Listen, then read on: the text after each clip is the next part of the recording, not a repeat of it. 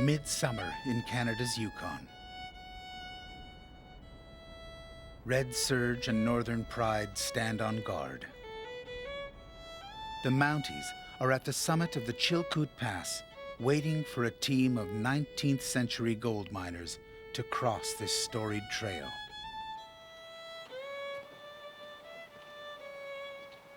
For the past 40 days, 4 men and 1 woman have been living in the year 1897. Their food, clothing, and tools are period appropriate to a time when tens of thousands of gold-hungry Southerners, called stampeders, came over these mountains like an invading army.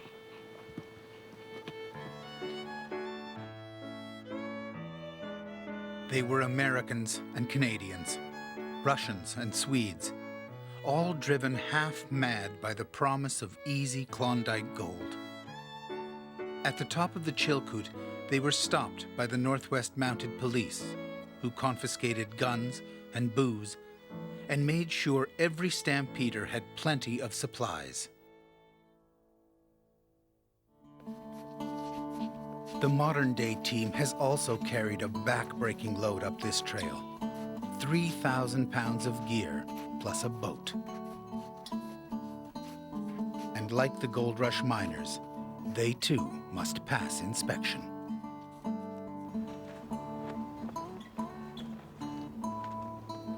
How you doing today? Good. Is all your stuff? Yes, sir. Who's traveling with you? The production company arranged to recreate this historic scene using serving members of the mounted police. What do we have here? These farms are going to be confiscated by the Northwest Mounted Police. You understand that? Now, is there anything else that you'd like to tell us about your supplies? Pour it on my feet when I get big bad blisters. Once past the Mounties, the men cast aside everything they were tired of carrying. One of the first things to go? Andrea's sewing machine. So what's happening, Rick? What's getting left and why? Well, we're just going to try to get down to exactly what we need as far as food and equipment to get us the rest of the trip to Dawson, and everything else that we don't absolutely need, we're going to leave here to speed it up because we're taking way too long to get there and we'd like to make up some time. Now, what about Andrea's sewing machine? I'd have to let Andrea answer that because I can only speak from what's important to me, and so what else is important to everyone else, they're going to have to decide themselves. Right. So if she wants to make her living with that sewing machine, she has to pack it? Sounds good to me. It's a harsh life. It's a harsh life. But how would Andrea make her living? Well, she's a showgirl, isn't she? No. No, seriously, because it's important. How does Andrea make a living without that sewing machine? Well, she can. I mean, that's a question for Andrea, I guess. So what would your choices be in 1897 without a way to make a living on this trail? On this trail, I'd have to make a living another way. You know, I'd have to mend things by hand with my needle and thread, with which I can carry. And I'd have to cook, and I'd have to do laundry, and I'd have to think of other ways to make money and to just, or swing some kind of deal with somebody, which really they're not into doing. I'm not even going to ask them because I know they're not. For all they care, I could just leave. And they'll do my job, because it's not a job anyways, it's just nothing. That's what I think anyways. I don't feel like I'm bonding with them, I feel like I'm an outsider. When I go to bed, they get out the guitars and they have a good time and they laugh and chuck it up, but when I'm around, they all just be quiet. And it's, yeah. That's tough. If anyone can take it, Andrea Bellon can. A strong northern woman, Andrea is the team cook who runs the kitchen with a firm hand. From day one, she warned the men about eating too much.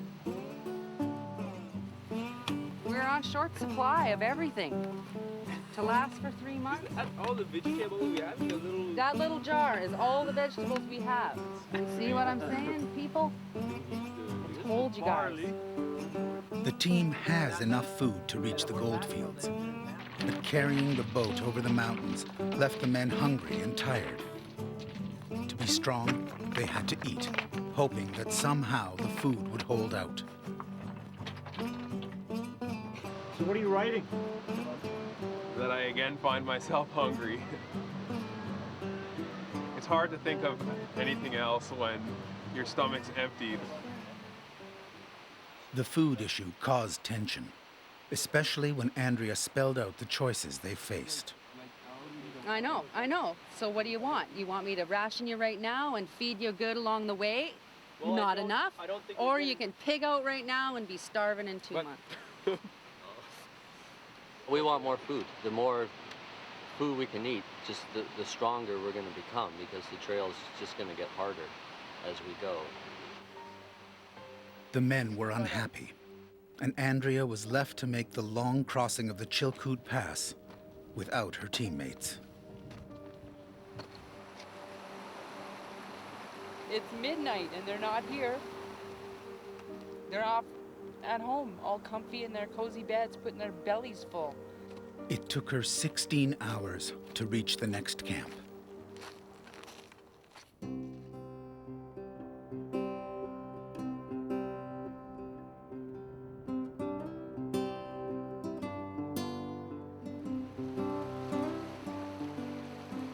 Six weeks into the journey, they have reached the edge of Lake Lindeman and set up camp at an old trapper's cabin. Lindeman is an important milestone for the Stampeders. The great mountains of the Chilkoot are past, and bruises can now heal. At this point in the trip, I look back on the last 40 some odd days that we've been carrying stuff over the Chilkoot Trail, and as much as it was the source of a lot of pain and discomfort and fatigue and experiencing hunger that I've never experienced before, just it's, as much as those are harsh memories, I'm kind of feeling a little nostalgic about leaving this part of the trail, this part of the journey behind, and continuing on in the water. In 1897, the Yukon was a fabled land, an El Dorado where rivers flowed with gold. The newspapers of the time knew a good story when they saw one and sent a tribe of reporters to cover the stampede. One of the best was Tappan Adney of Harper's Magazine. Lindeman is magnificent. 4 miles long with mountains like picture frames. It is alive with the air of hustle bustle. There are 120 tents here and half that many boats being built. The lake echoes with the industry of shipbuilding.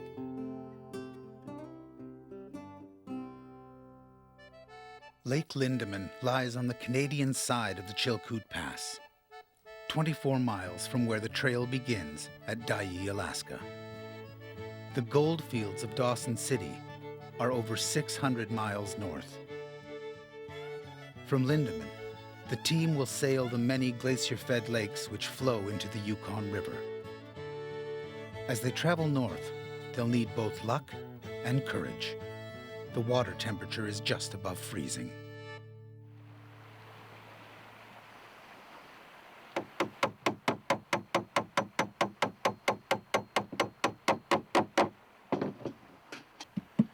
It'll bring this apart? Mm-hmm. The boat they have carried so far is damaged.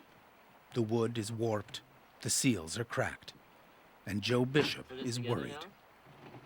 He says the Yukon lakes are killing cold. So he tries something that might have been used in 1897.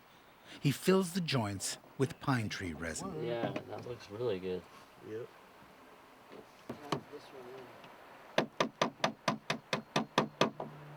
Gotta christen it. I got my cup of tea here to christen your boat with. The Yukon Patience. I christened the Patience. Okay. And patience it is. Patience on the dangerous waters, and patience with each other. After all, that's what dreams of gold are all about. New beginnings.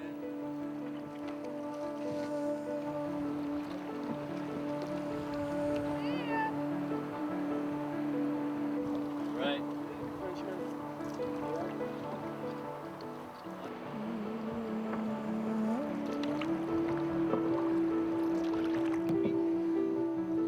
It's dry up there, Sebastian?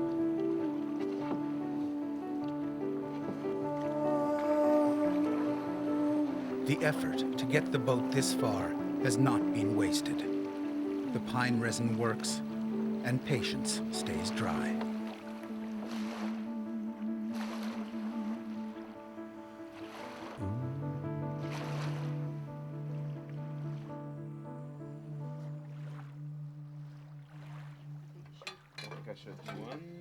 In celebration of the first voyage, Andrea forgets the rationing for one night and cooks a feast. Barley and carrots, potatoes and bacon. Oh, that looks awesome. Gold Rush Gourmet, 1897 style. No, 3, no 4. All this stuff. That's great. Yeah. What is there at the end of Lindeman Lake? 1 Mile Rapids. Yeah, 1 Mile Rapids. And this water's really cold here, right? That's why I don't want to get too far from shore, is because I want to be able to swim without hypothermia setting in. Definitely what Andrea said about the water being really cold is as much as the Chilkoot was the hardest part of the trail, the lakes are the most dangerous part of the route to the Dawson. That's what's scaring me. Well, that's what's got my hackles up.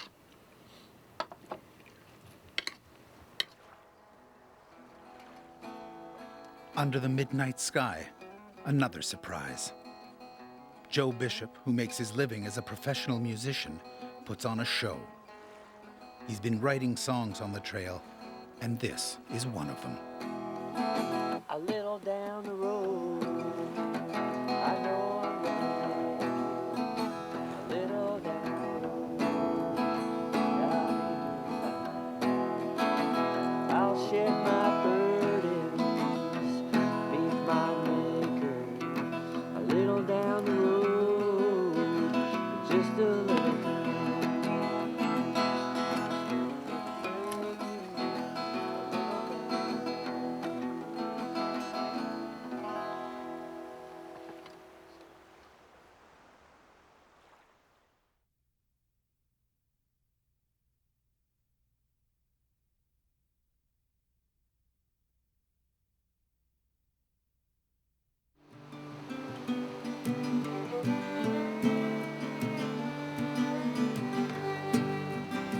A little down the road, I know I'm gonna make it. A little down the road, I'll be doing fine. I'll shed my burdens, meet my maker. A little down the road. Day 43. Dave Delnia is taking this day for a different type of work. He's the expedition's photographer and is documenting the journey with a rare period camera. And like the journalists who walked these trails a century ago, Dave knows that gold is only one kind of wealth. Went out today and shot some photos, which was great. A beautiful sunny day. And it's always just good to get out and get to use the camera. You know, sometimes I'm just packing so hard all day that you just don't get a chance to get all the photos that you want. So, got to remember that, you know, that's part of my job as well, or a big part of my job actually.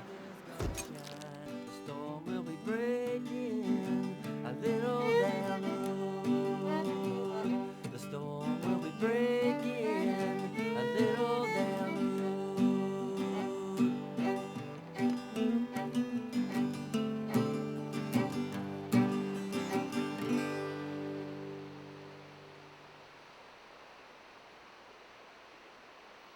Lake Lindeman is the first in a chain of lakes leading north. At its end, a dangerous channel.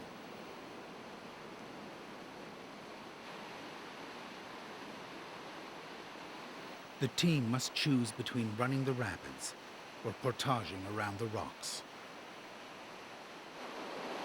What do you think it was like going through here, Rick? Pretty hairy. Yeah, especially those boats, you know, if they don't steer very well, you're just kind of going wherever the water's going to take you. So there's a lot of big rocks right there. They're not going to move. The boat's just going to crunch. I wouldn't do it.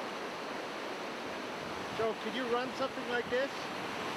In the proper boat, you can definitely run this. The boat we have, it has no rockers, so it's made to track really well. It goes straight, and you gotta have a boat that you can maneuver around these rocks and that. We've got a boat we've carried over the Chilkoot. We can carry it this last mile, and we know it's in one piece when we start on Bennett. A century ago, Tappan Adney stood on the same spot, but made a different decision. With the speed of a bolt from a crossbow, the scow leaps from wave to wave, drenching us with spray. We avoid by the narrowest of margins jagged boulders, and in a slather of foam shoot out into the smooth water below.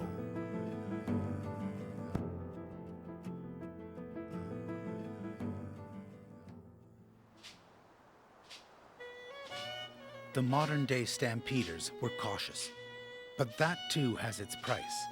The weeks are passing, their supplies are dwindling, and the goldfields of Dawson City lie months away. Speed or safety? The dilemma every stampeder faced.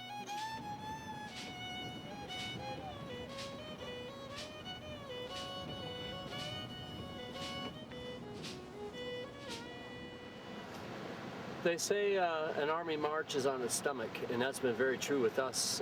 Aside from our feet being sore and us talking about that for the first 2 weeks, all we've been talking about since is food. It's funny, a couple days ago, a ranger came into our camp and asked Andrea if we sit around the fire and talk about sex, and she said, no, we talk about food, and that is on our mind all the time. And I'll show you something that nobody knows we have in here, and it's our burger of the month, and it's right behind me here. So that's our that's what we talk about, that's what we think about, and that's what we pin up in our tent walls, is food.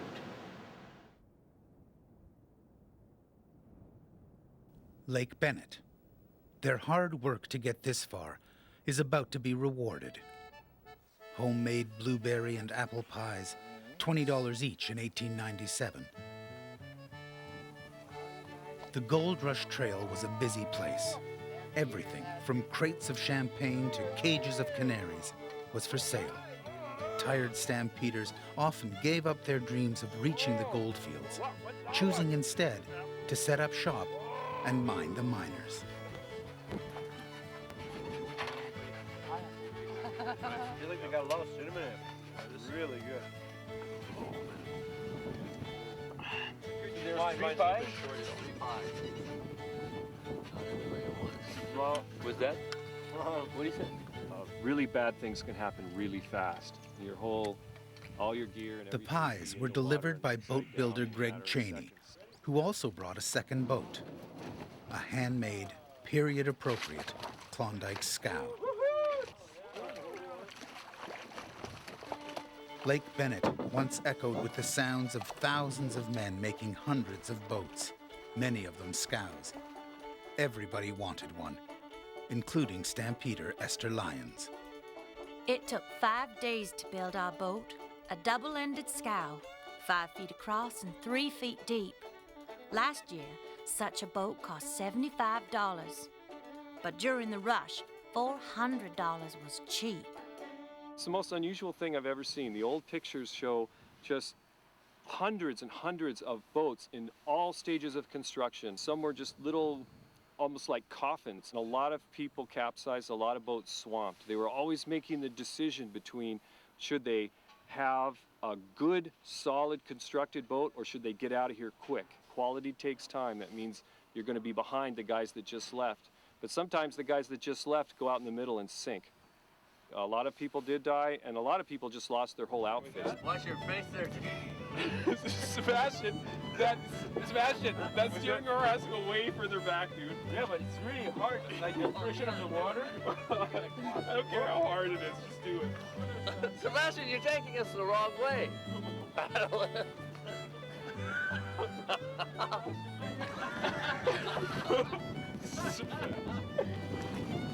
All right, how many kilometers we have to go?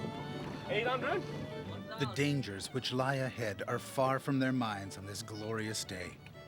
But the first rule of the Yukon is clear. Send not your foolish.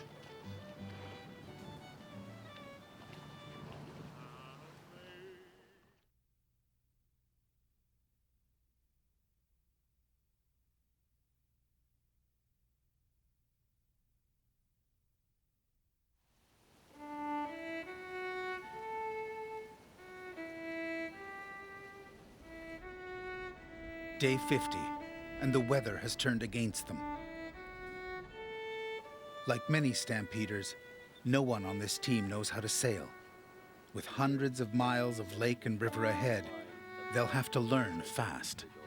The lakes are the biggest worry for me. I try not to worry about them, but I can't stop thinking about those big waves. And that kind of freaks me out a little bit, but I'll just row and paddle and listen to the skipper. Been on a sailing boat once before I came out here, and I've been in a canoe 4 or 5 times before I came out here, so I'm just going to go with whatever the more experienced people say. 2 people with the most experience on the water is myself and Dave, so we're going to make sure one of us is on each boat at all times. No matter what we run into, we're capable of dealing with it. I mean, the odds are, I don't believe anybody will perish on this trip. It's going to be interesting trying to live on these boats, and especially for me, because I've never spent much time on the water. So it'll be really good. I'm going to learn how to paddle and how to sail, and we're going to build our own sails. We're going to take one of the tents and probably cut them in half to build the sails for our 2 boats. So that'll be interesting, and then give across the lakes. And then once we get on the river, it sounds like we'll just be paddling like madmen and working our way down to Dawson. While they wait for the weather to break, there's plenty of work to be done. I'm just taking all the knots off the mast so that we can drop the yard arm really quickly to get the sail down when we need to. They were testing it out here without a sail and without any wind on it, and it was still just had a lot of trouble sliding down the mast, so smoothing it out as best I can. Started out using cotton thread, and now I'm using the sinew stuff because it's so much stronger. So I'm just trying to find a piece of wood like this that we're gonna drill on the front of the boat for the mast. Okay. And I think this piece is gonna be this perfect piece.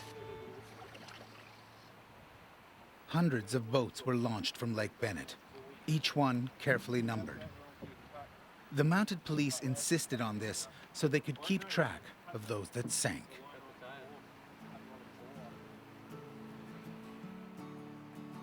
Hours later, the wind drops, and for once on this epic journey, calm waters lie ahead.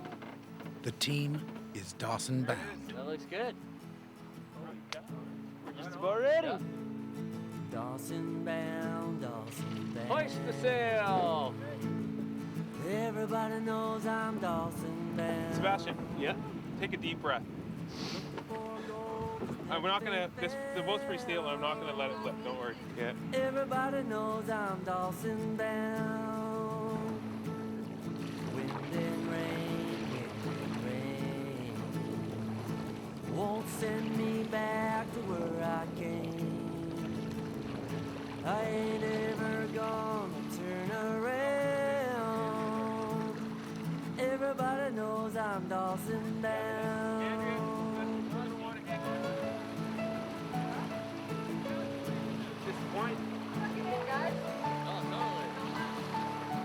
Worked 100 years ago, and it works today just fine.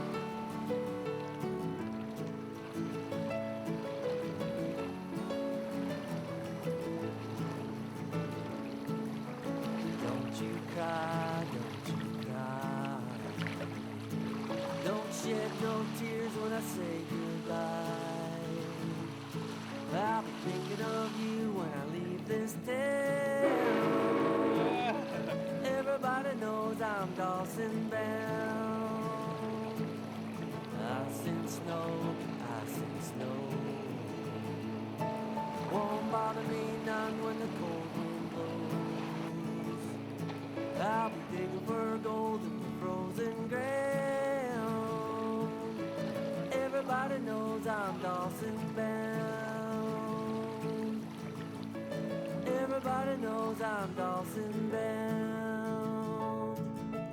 Everybody knows I'm Dawson bound.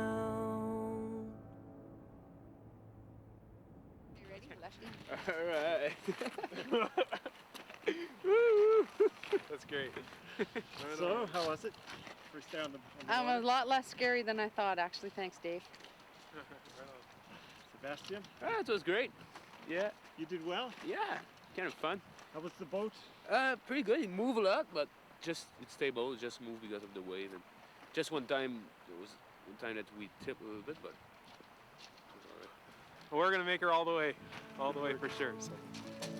Everybody knows I'm Dawson bound. Everybody knows I'm Dawson bound.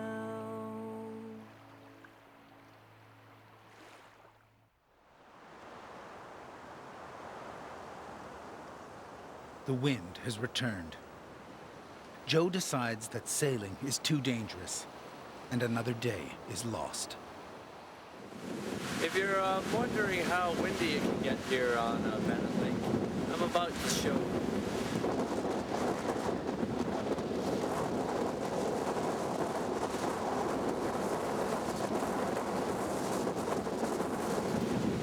So it's pretty windy.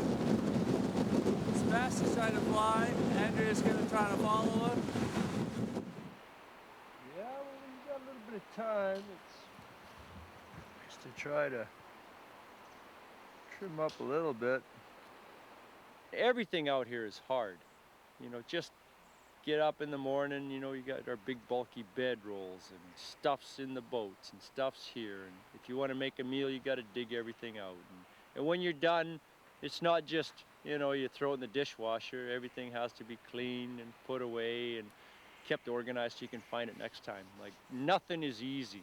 It's all, everything's harder than what we're used to.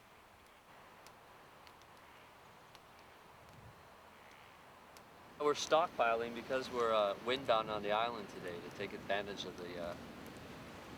the opportunity to just cook up a bunch of food. So if the weather turns good on us, we'll just have all that food available, so we won't have to be doing much cooking. Right. We don't have a lot of food left, so we're down to bacon and beans and bannock.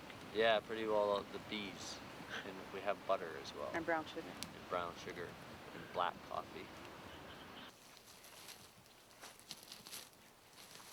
For Sebastian, this diet is not enough.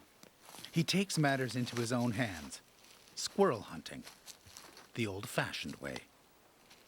I think it tastes pretty gross because it tastes like if they eat spruce, it's gonna taste spruce. But it's just the fact to have meat. I think it's gonna be just the protein and make chicken and beans. And I never tried squirrel, so.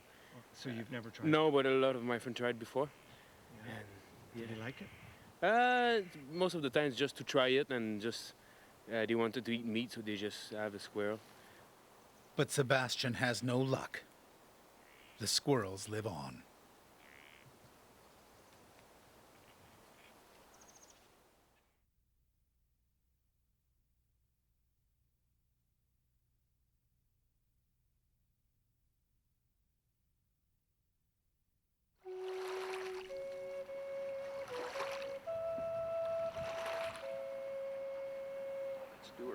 Let's do her. Yeah.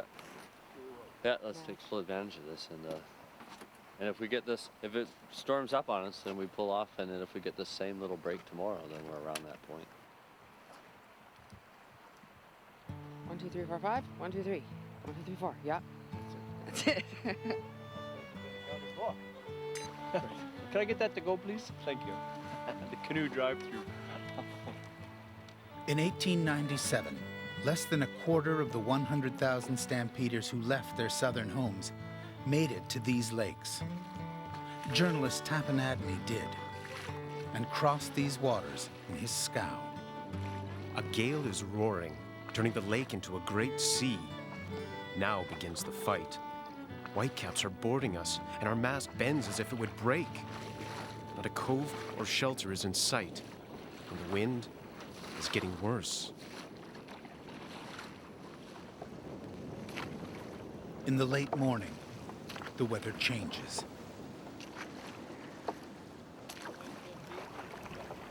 Well, we gotta make sure we're close to shore if this squall's moving our way. That's what I'm trying to do. The modern stampeders have sailed the lakes without incident, lack of food being their biggest worry, until nearing a place called Windy Arm.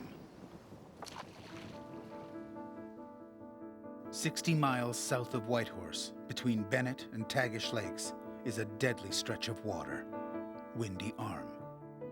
As vessels approach the strait between the lakes, a strong south wind drives boats towards Sucker Bay. For experienced crews, Windy Arm is a hard passage. For the stampeders, it is dangerous.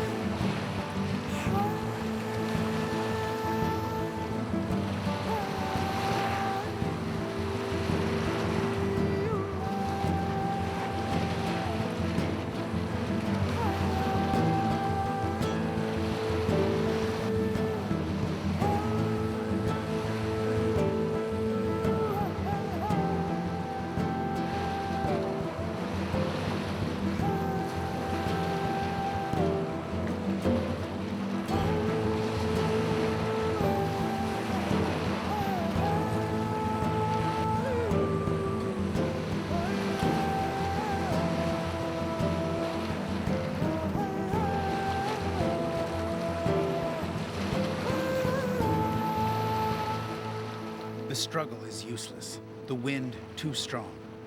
Like thousands of stampeders before them, they are marooned in the Bay of Broken Dreams.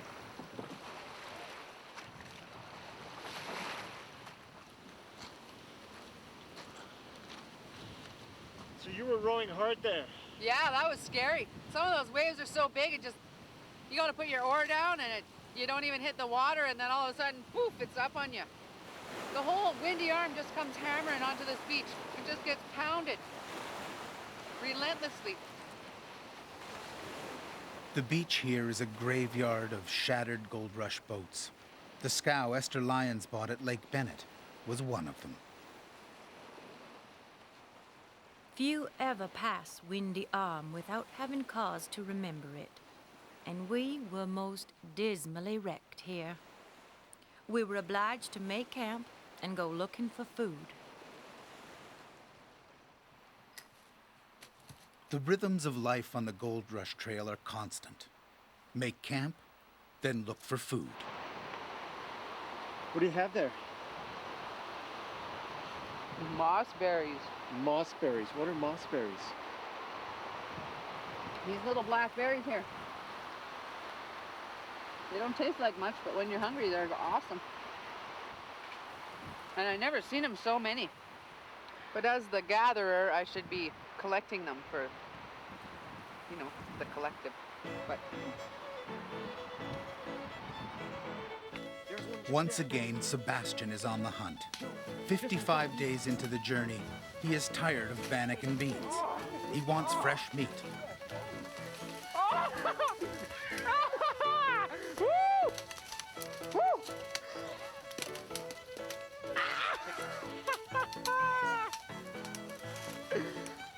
With incredible luck, they catch a grouse, a successful but bloody end to a 19-year-old's first kill. Trophy. Dinner for 5.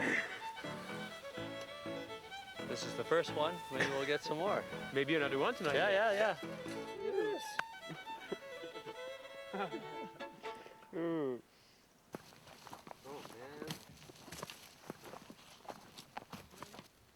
Catching the grouse showed they were adapting to life in an earlier time. What came next tested their courage to its limits. Bath time, Yukon style. From the glacier.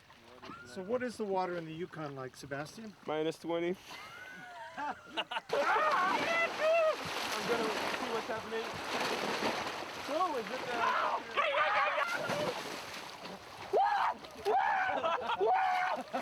Watch those rocks, they're sharp.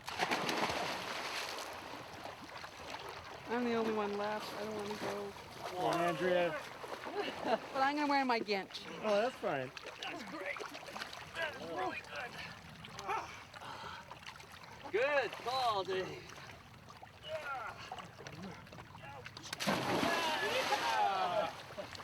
Right on! Hannah! That ain't that cold.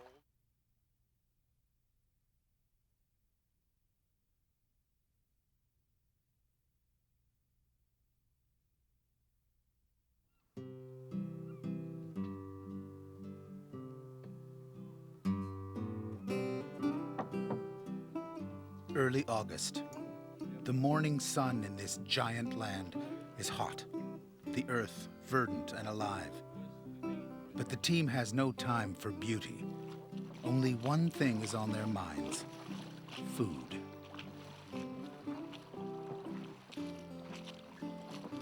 Joe Bishop says he knows of an abandoned Klondike village where there might be some berries. As Tappanadney traveled north, he too thought of food. People talk of starvation. An old-timer once told me that he'd been here 11 years, and every year they thought they were going to starve. He'd been hungry, but he hadn't starved yet.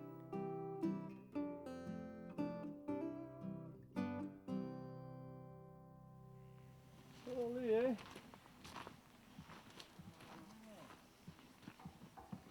Nice little cabin. Little barrel stove. Excellent. Deserted gold rush towns like this are common along the banks of the Yukon River. The histories of those who lived here lost to the fast-growing bush. This village of ghosts offers up a gift, a banquet of berries.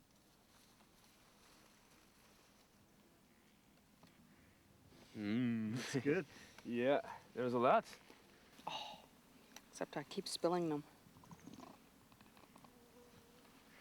into my mouth. Hunger is not so much the problem as it's the lack of nutrition that's in the food we're eating. It's not a balanced diet. So stuff like being able to pick berries or catch a fish really helps a lot.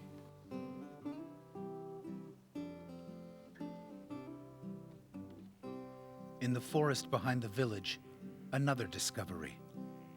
A Klondike riverboat, a reminder of the time when anything seemed possible. Ghost towns and boats in the bush, empty cabins and long-ago miners. In the Yukon, legends die hard, and memories are worth saving.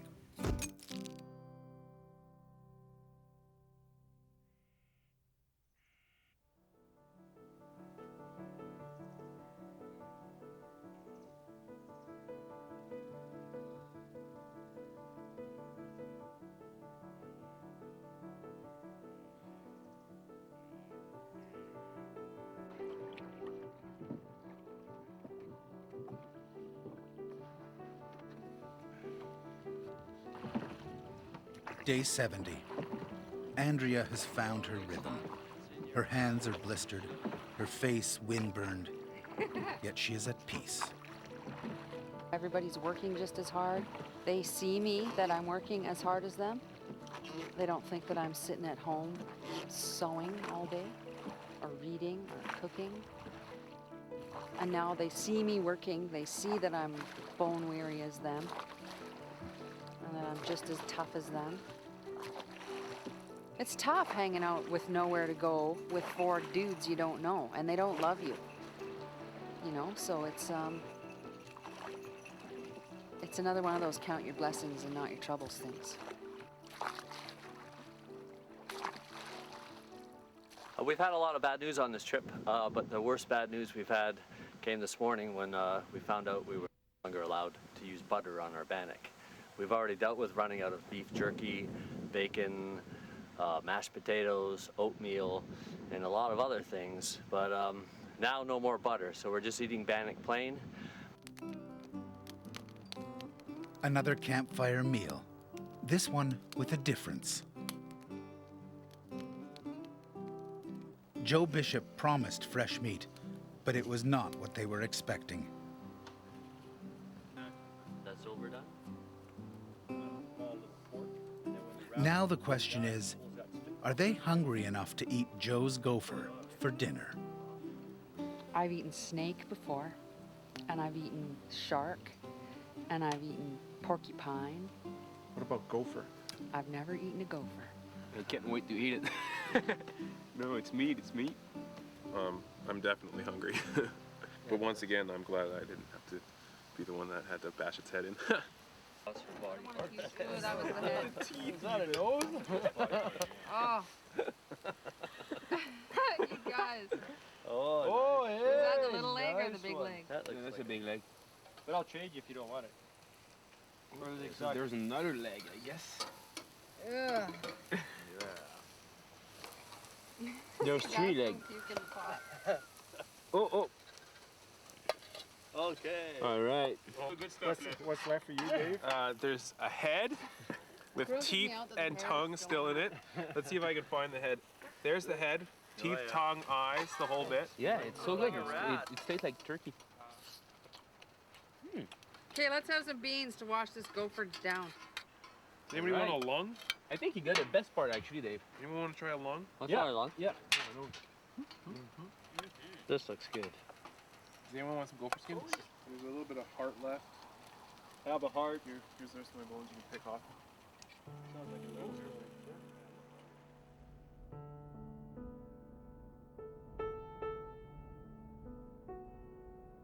2 days and 120 miles north. The Yukon River has carried them to a landmark place in Gold Rush history, Split Up Island.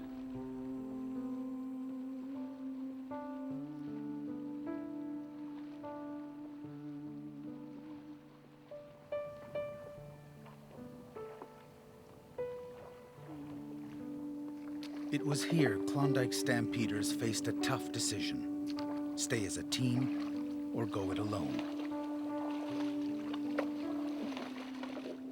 The goldfields are only 2 days north. After months of working together, they could now make it by themselves. For this team, the ballet of the evening unfolds with familiar rhythms. But on this warm Yukon night, a tension has returned. Andrea has told the men she's thinking of leaving. Dawson City is close. The smell of gold is in the air, and the ghosts of Split Up Island are restless.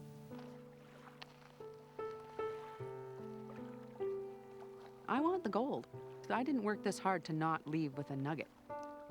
I'm torn between being greedy for gold, gold fever, or if I go and get the job, then I'm guaranteed I can look after myself. If I go out into the gold fields, I'm not guaranteed that I'll survive. As a woman, I can probably get gold by working in town. But now I've established a kind of a camaraderie with these guys, and I'm torn.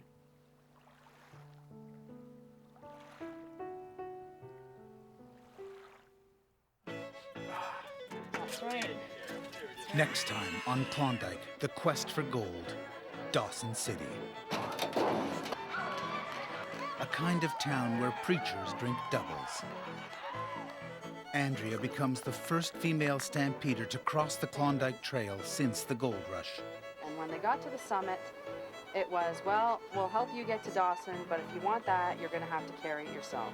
If we split now, why would anybody that splits now be entitled to any future earnings? The men can taste the gold and make a painful decision.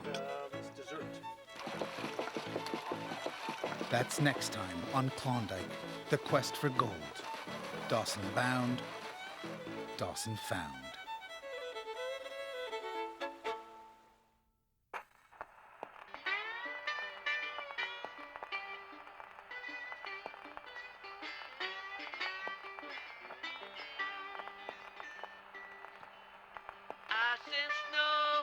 Ice and snow won't bother me none when the cold wind blows.